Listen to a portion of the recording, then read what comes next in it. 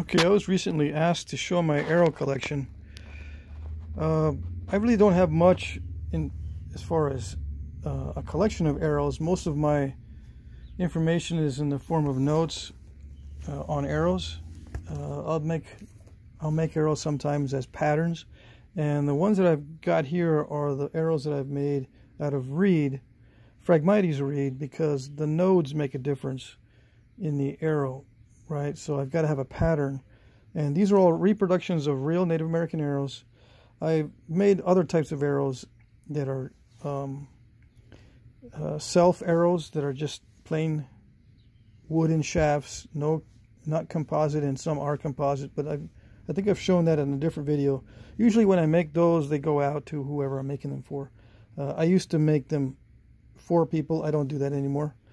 But I did keep a bunch of patterns, so I can show those. Let's see. Now, this one here is patterned after, I believe, Anasazi type arrow. I've got two of these.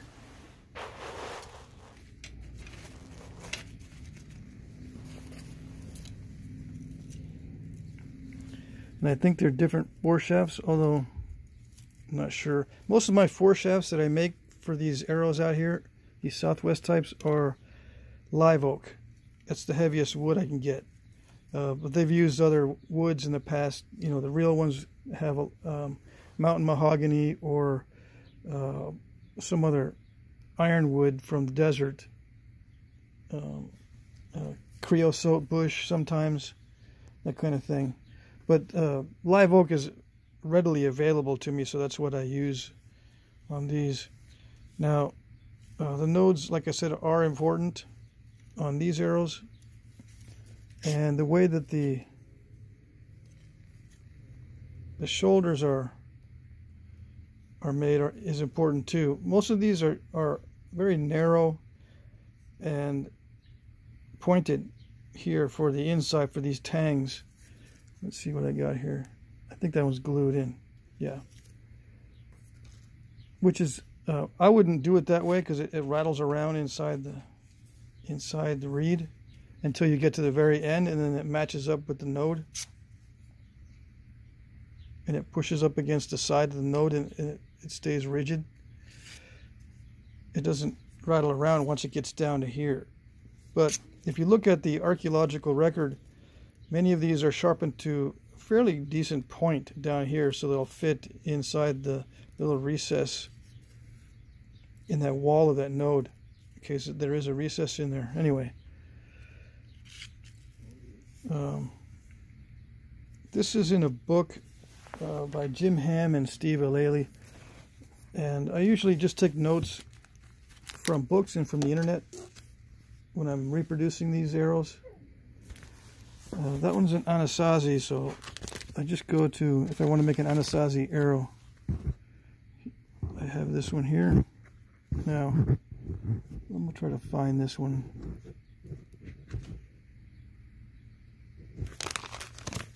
Yeah, I don't have if I had the pattern, I think it's this one here. So if this yellow line means I've made one. So it's probably this one here. Yeah. So it's 22 5/8 up to the up to where the foreshaft meets. The arrowhead is very tiny. Let me see if that's right. 11/16.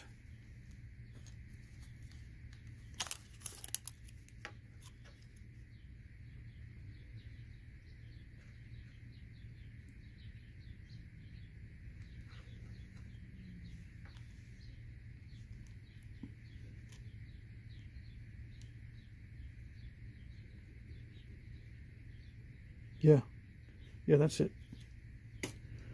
So we're looking at this one in my notes here. So it's 28 inches overall, 11/16 long arrowhead, 6 5/8, I mean 5 3/8 foreshaft combined with the arrowhead, and then 22 5/8 down to you know, the Nock. The fletching is only 1 3/4 inch long. No nodes within the fletching area, and it's about a 30-pound spine for the diameter that I took from the book. Now, when I do the diameter from the book, it's easy with Jim Hamm's book because he's got actual size, and I just take a ruler and do the actual size, and then match it up to a real Phragmites reed. And it makes a difference if you've got common reed or actual Phragmites reed. Phragmites is a lot stronger, okay? And the way they do the nodes is highly dependent on the properties of the reed. This one has strong enough nodes that you can put a Nock. This is a node here. You can put a Nock here, right where the node is. And then you just wrap it with some sinew to keep it, you know, to keep it stronger, keep it from splitting. But this is an actual size of the string Nock. You can see the string Nock is not, the string is not going to be very wide. It's less than 1/8 inch, or right around 1/8 of an inch. So the string is very narrow, and the fletchings are very small. And I'm guessing on the shape, but many of the Southwest surviving arrows have this kind of shape. Okay, and you have to scrape the wax off the reed in order to get the paint to stick, or whatever you're using for marking. You had to scrape off the wax to get the sinew to stick too.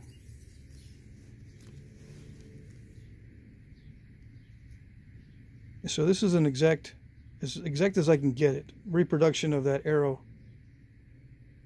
And I think the obsidian was kind of clear like this too, but I could be wrong. Anyway, it's pitch with sinew, and it's one piece of sinew, so it's a piece of buffalo sinew. And then just marked. This is actually Sharpie pen, but if I wanted to use a natural pigment, it'd be a watercolor or something, or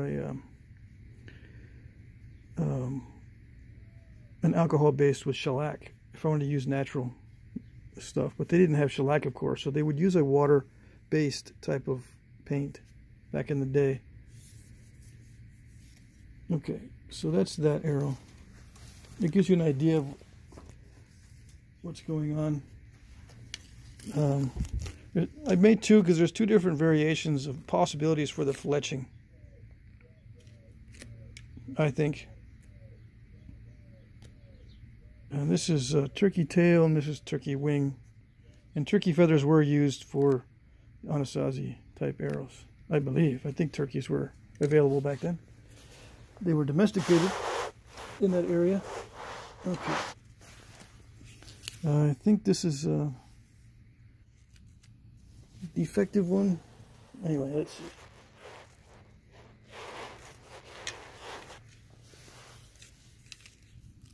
Yeah, it's a duplicate of this one here. This is a full arrow. Another Anasazi type, or ancestral Pueblo, as they now call them. And it's exact as I can get it. So they wrapped quite a bit of this foreshaft. Foreshaft is live oak. Let's see if I can show. Yeah, it's not, the node on this is not very deep. It's not like the other one. So the nodes, the way they mounted their foreshafts is different, even within the same tribe. These are both Anasazi arrows. Let's see. Probably not the exact same time period, but you can see the difference in the way that they built the foreshaft, the overall dimensions, right? And the depth of the tang. This one has a very short depth, this one has a long depth. And the weight of the arrows is different too. Let's see. Sometimes I'll note the weight in my notes. I didn't on this one, but All I have to do is put that on scale. I can probably give specs in the description.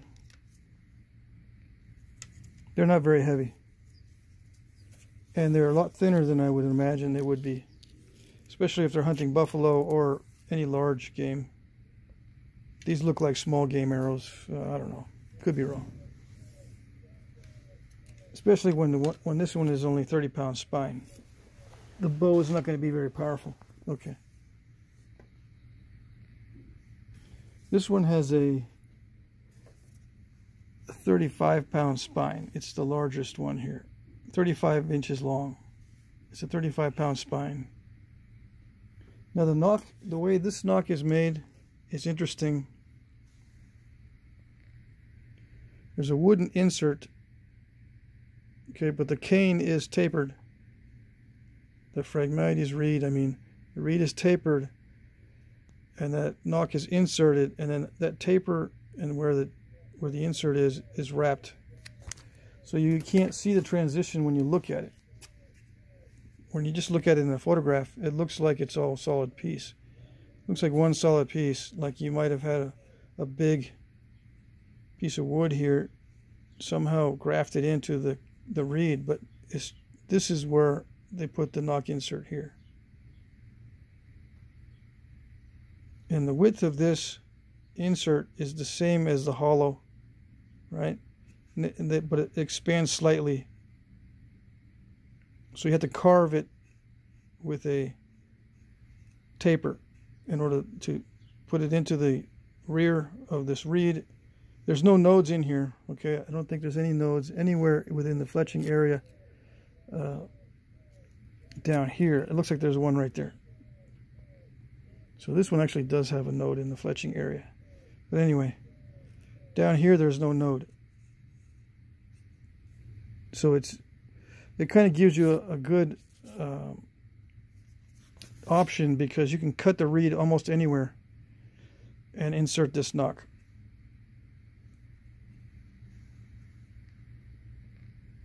This is the most complicated Nock I've got in my Southwest arrow collection,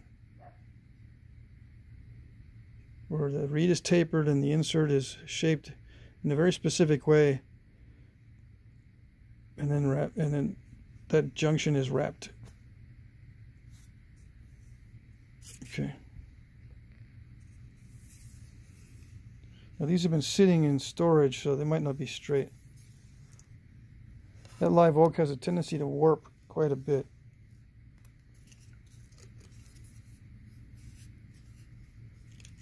Yeah. So yeah. And I have broken these foreshafts trying to re-straighten. That one, it's a little bit off. But anyway. Mountain mahogany, it's about the same. I don't know. They all warp. All these hardwood foreshafts will warp.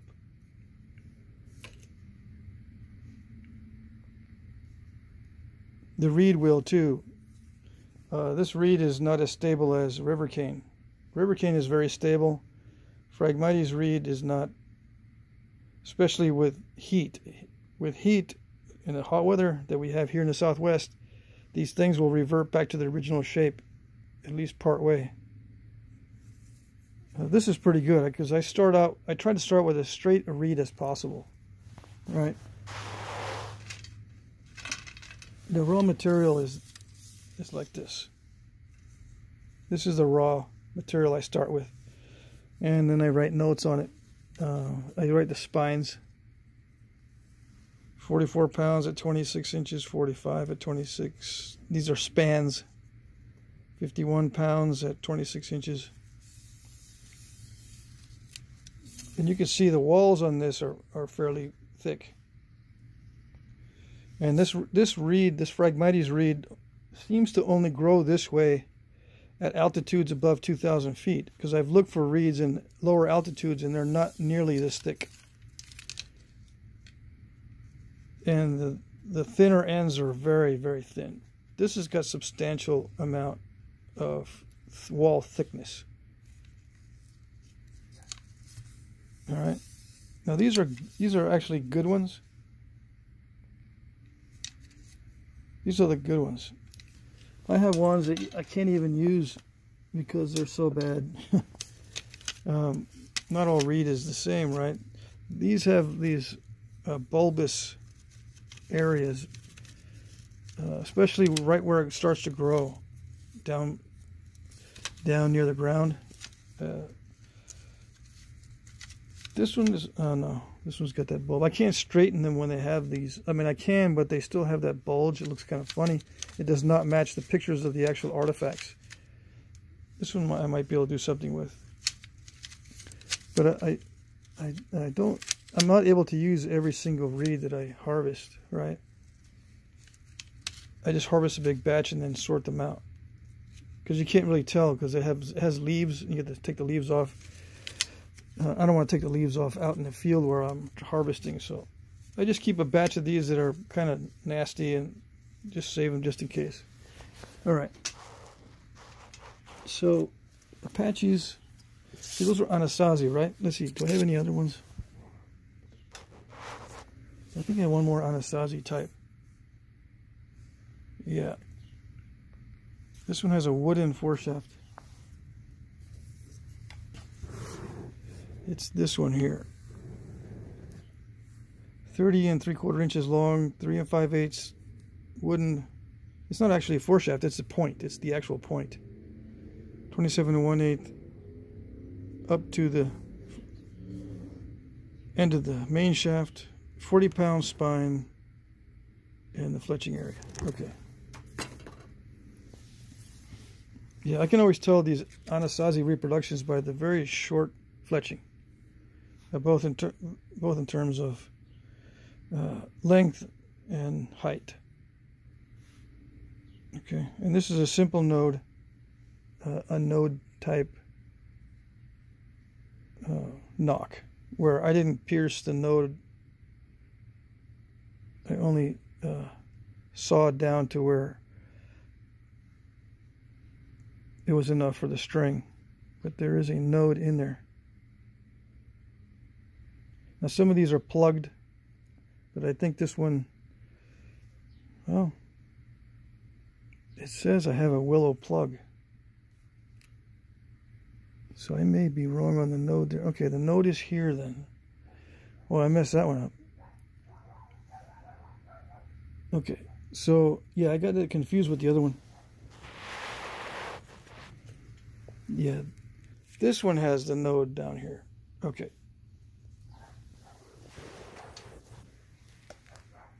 Yeah, these both.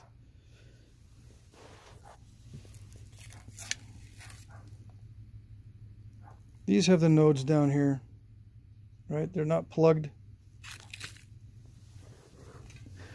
This one has the node here, just below the fletch, and this is plugged with a piece of willow. Okay, and then I just sawed it with a saw. That's not abo. That's just a very dull bandsaw blade. Did that one. Okay, so the nodes are all in the right place, all along the length, as far as I can tell from the photographs and from the drawings. Especially here. I want to get that right.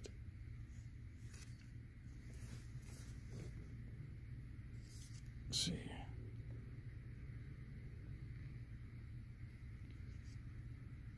Yeah, correct node length. It's number 6 in the book that I have. Yeah, I write down these little reference numbers. 1, 2, 3, 4, 5, 6. Okay. And I don't know what the tang looks like on this, but I'm assuming this is what it looks like. Okay. And this is mountain mahogany. All right. Hopefully. Yeah. Very small pith, 98 grains, 316 grain total for the entire arrow.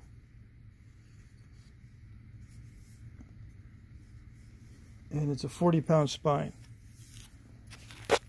So they didn't spine their arrows like we do. At least not on this one.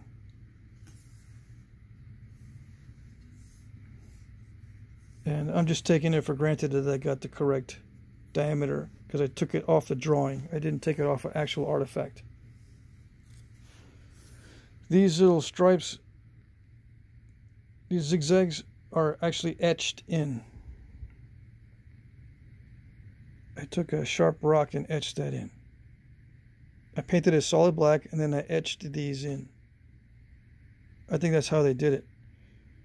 But I think that they also used paintbrushes to do that.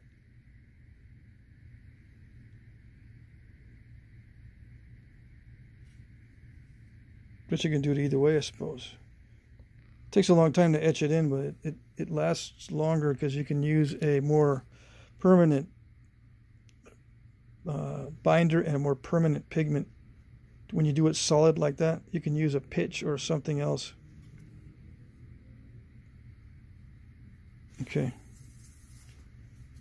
So yeah, just a sharpened wooden point for this arrow. Alright, so those are the Anasazi, I think. Let me see. No, there's a couple. Actually, I have more. Okay, most of these are Anasazi arrows. Here we go. We got Chert, Arrowhead, live oak, Foreshaft. This is probably supposed to be thinner. I just left it thick like this because it, it doesn't rattle around. But I probably need a longer, slightly longer, and a more tapered point. That way I can get the exact, if it's longer than this, right, what happens is it won't go all the way down in. It'll stop like right there. Then I can carve the end of it, take it down, until it fits perfectly in the bottom of that node, so that when it stops in the bottom of the node, it also stops at the shoulder.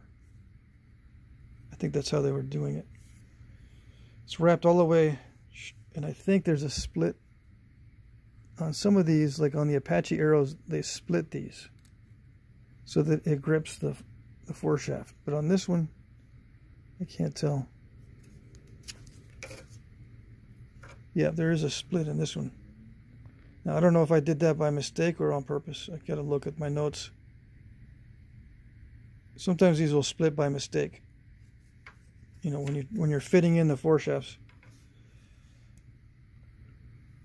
Okay, so live oak, no paint on this one except at the bottom. And these are etched in also. Solid pigment and then etched. I just scraped down. I think I showed that in one of my other videos. And then this Nock looks like a wood insert, but I gotta check my notes. Let's see.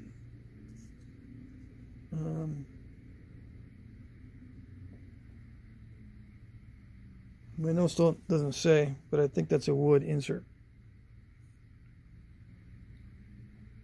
Yeah, it's the reed all the way down, but it's a plug at the bottom. It's probably willow to plug up that hollow, and it only goes in maybe ½ inch.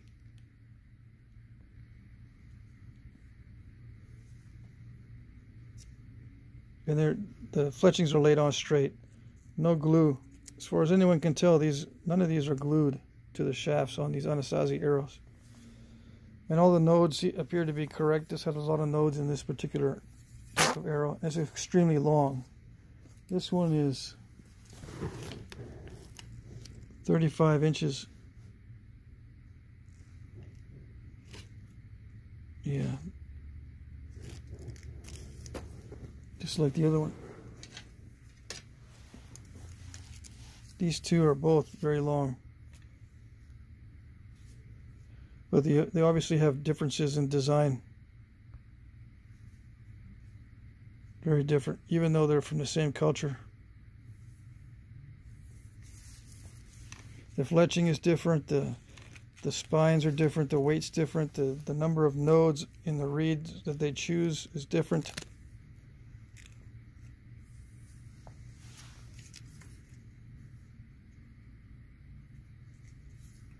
Okay.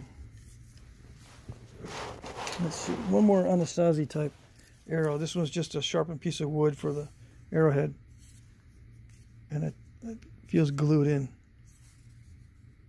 Yeah. Wrapped all the way down. Well, no, it's wrapped only part way. But the node is wrapped on this one. Spiral fletching. And let's see.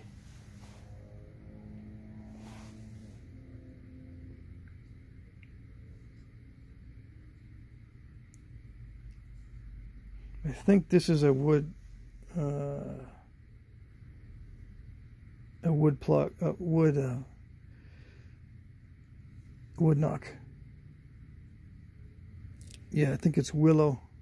It's probably about this little half-inch long, stuck into the back of the reed, but it has a shoulder. I think this one is a shouldered plug. Yeah. So very different, even though it's the same culture. Supposedly the same culture. I got 2 Apache Arrows, exact reproductions. Materials, I don't know. These foreshafts are live oak. Arrowheads are exact size reproductions. And I try to get the materials correct as well.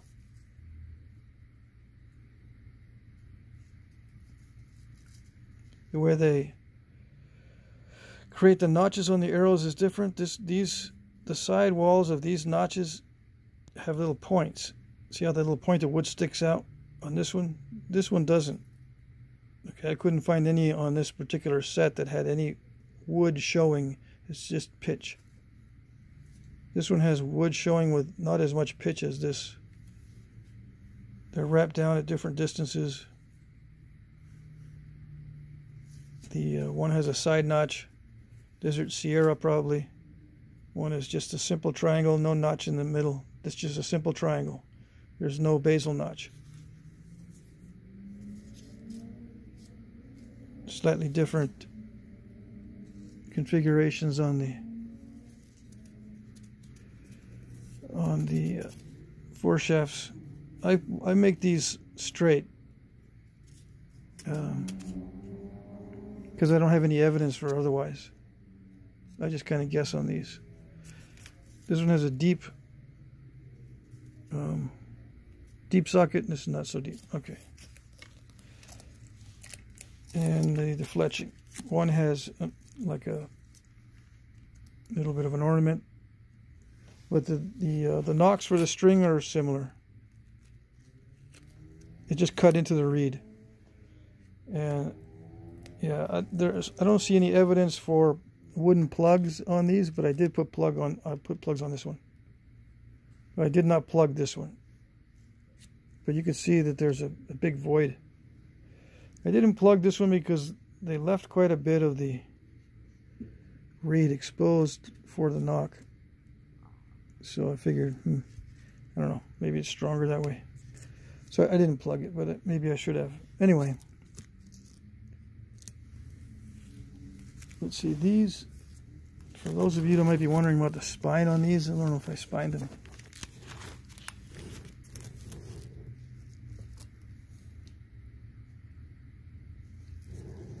I got this one here with the red. I got notes on this one, but I didn't spine it. But these spines are over 40 pounds. They're more than 40 pounds. In fact, they're probably around 50, just by looking at the diameter.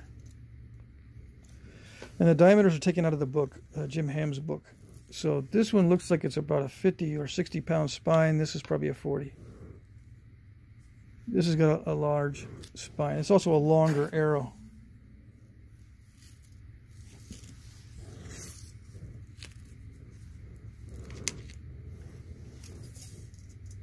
Okay.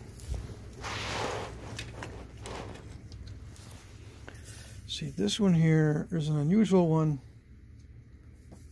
Let's see, I think it's Moki. Yeah, we got notes on it right here.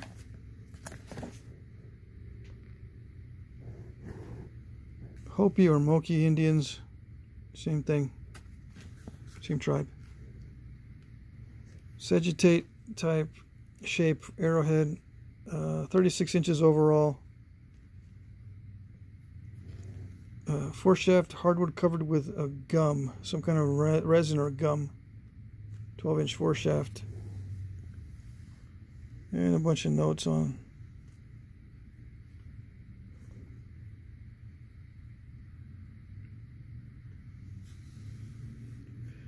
the fletching area and the nock.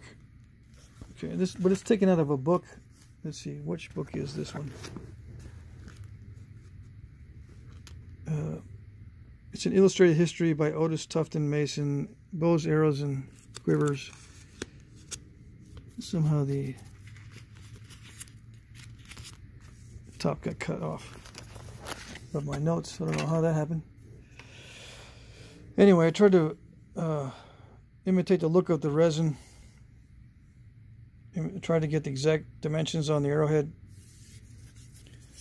It's got this one, it's just got a little bit of a marking at the bottom. Just cut into the reed as far as a nock. That's it. I get to my last one before I run out of time. This one is an unusually made arrow with pitch all the way down. The foreshaft stops right about here, but as far as the illustrations go, it looks like they put resin all the way up the arrowhead for some reason. And there's no evidence of wrapping below the resin, but I did wrap it inside here. I broke it trying to straighten the foreshaft. It's live oak. There is a shoulder on this one. The Apache ones don't have well, yeah, they did, I think. No, this one's not shouldered. Some of the Apache ones don't have shoulders. In fact, I think most of them don't. They're split so that they can grip the shaft, the foreshaft, and there's no shoulder. I think I'm running out of time here. Here's the fletching area. It's painted with some kind of white pigment. And I think this is plugged. Yeah, the reed has a plug. Very shallow nock. But you can find these in Otis Tufton's book and in Jim Hamm's and Steve Alelly's book. You can look those up. I'll put the names in the description. Okay, I think I'm out of time. That's it.